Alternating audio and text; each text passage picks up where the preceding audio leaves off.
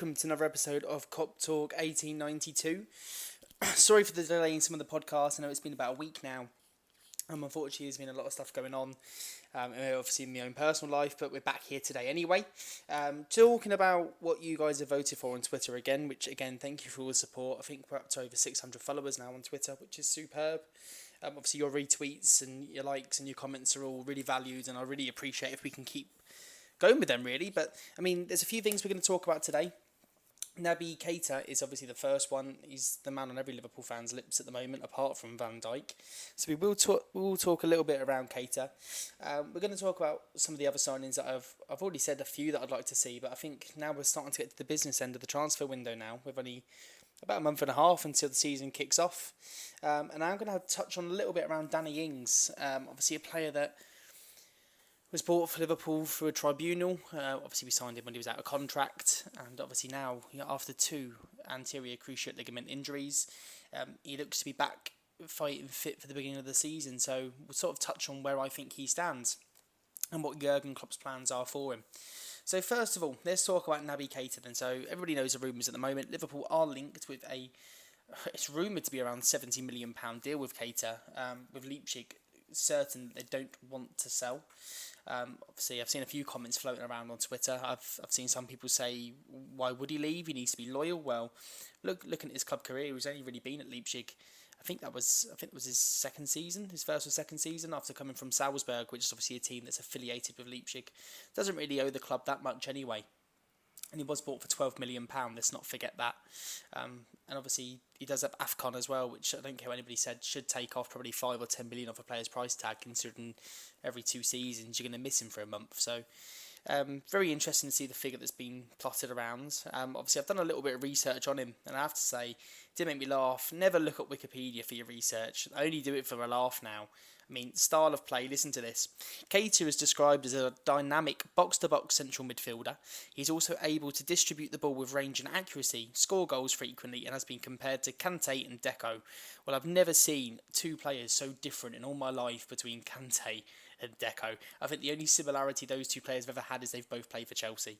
So, never go on Wikipedia for your information, but Naby Keita, so we know he is a box-to-box midfielder. They weren't lying about that. He gets around the pitch very well. He does fit Jurgen Klopp's style of play, up, down. He's more known for going forward than he is his defensive stance, I have to say. Scored 8 goals last season from central midfield, and if I'm correct in saying, apart from probably Adam Lallana, who does play more of a front three for Liverpool when he played last season, I think that's more than any of our central midfielders. Certainly more than Chan, certainly only a few more than Gini Wijnaldum, and a lot more than Jordan Henderson. So, obviously, he's a one-up on there, but £70 million. Now, I would love to see Naby Keita in a Liverpool shirt. I think every Liverpool fan would love to see Naby Keita in a Liverpool shirt. The only thing that I'm slightly against is the fact that actually, is central midfield the real position that we need to be panicking the most about at the moment?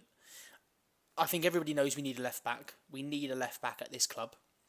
Everybody knows we could do with another centre back, especially with rumours today that Joe Gomez will be joining Brighton on loan. Expect a podcast about that in a couple of days if that does come to fruition. So centre back, left back, they're priority for me. In fact, I could probably see us maybe needing a striker more than we actually need a central midfielder. Obviously, he is only 21 years of age. He is very young. I would love to see Naby Keita in a Liverpool shirt. I just think for the money of £70 million, and it is rumoured that he's got a release clause of £48 million in his contract as of next season. Jurgen Klopp's been true in what he said, that he doesn't want to ever prize a player to Anfield via money. He wants it to be that they want to play for the club and the values, which in this day and age is very rare, really, and you've got to honour him for it, but sometimes it does mean you miss out on a few top quality players. So it'll be interesting to see what happens with this one. Personally, I don't see Naby Keita leaving Leipzig this season. They've already taken a very firm stance with Forsberg. You only have to look at some of his agents' comments recently saying that they feel betrayed by the club and that they feel like they owe Leipzig nothing. I mean, let's bear in mind Leipzig have only been up and running for 8 years. They are hated in their own native Germany by a lot of other teams around in the league because they feel like they've climbed their way to success through buying, basically. I mean, if you look at when they were in the second division of the German division, I think they spent around £20 million. And the German second division, no club spends anywhere near that amount.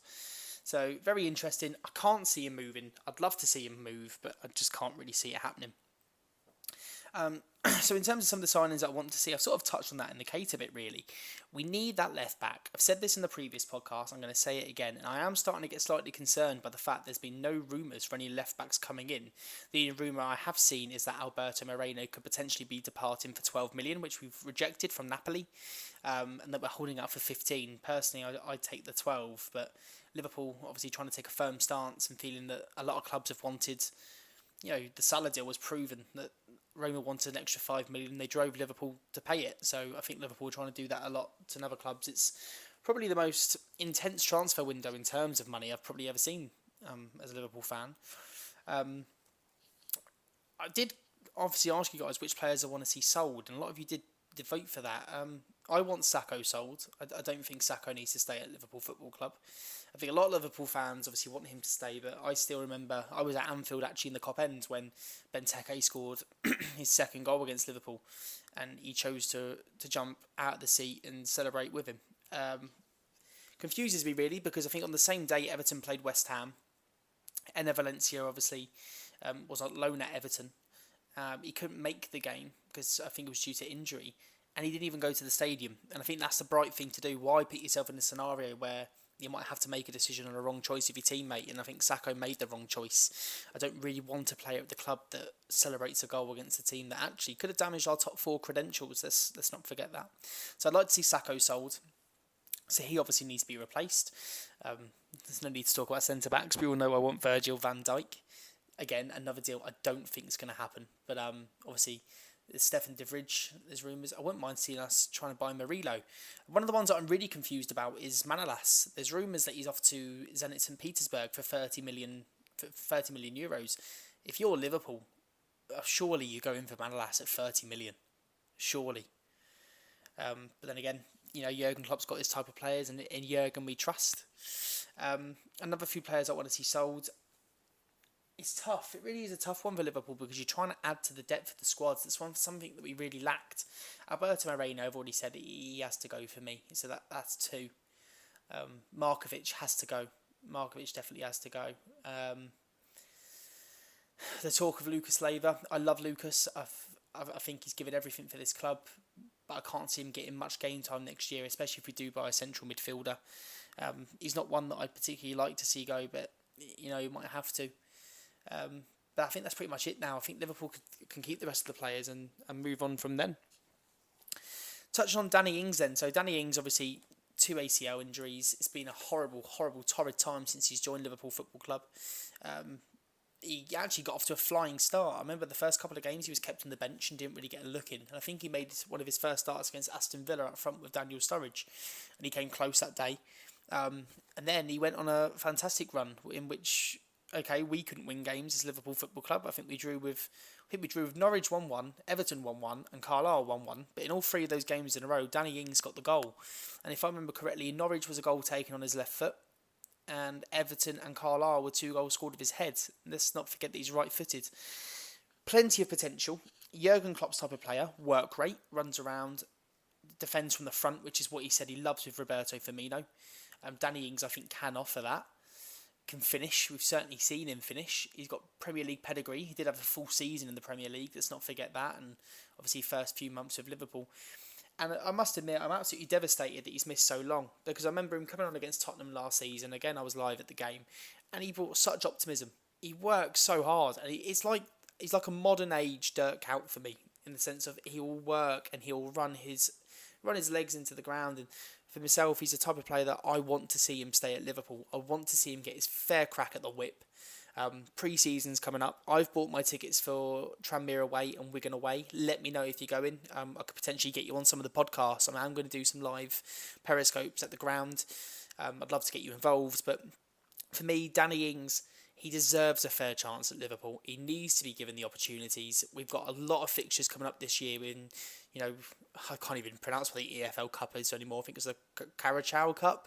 We've got the FA Cup. We've got Champions League football. We've got the Premier League. We're going to need all of our players. And no offence to Daniel Sturridge, but he's yet to stay fit for a full season at Liverpool. So I think Danny Ings is going to be needed this year. Certainly going to be needed. And I really hope he does get his fair crack at the whip. Apart from that, guys, I have actually fixed my audio boom for the first time, so now I'll be able to see how many of you guys listen.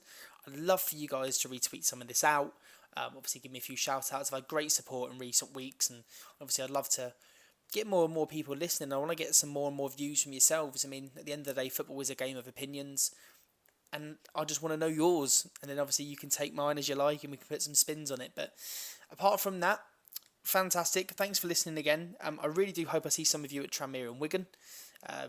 Two good games within 72 hours of each other, I think.